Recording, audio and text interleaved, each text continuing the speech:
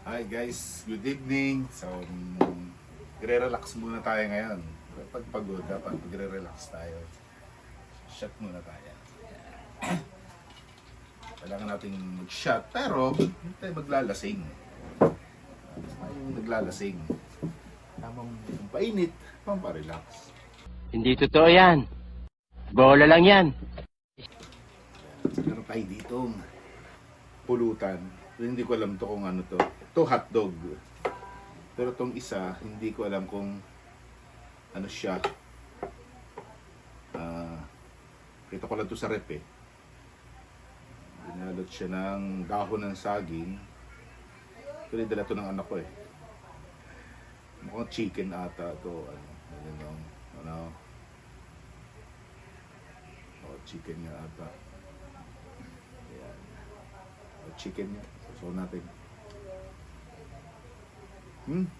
Wrap. Good. Ayan.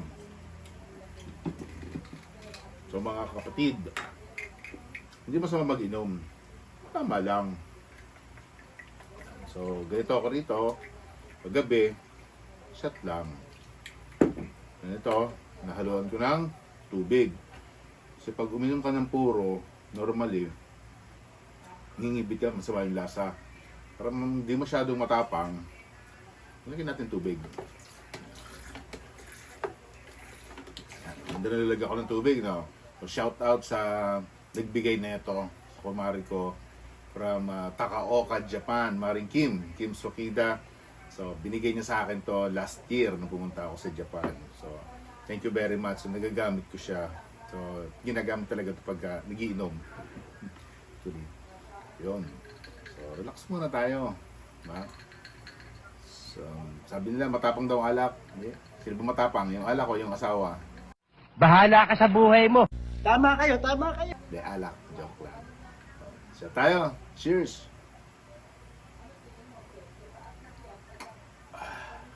One hour later.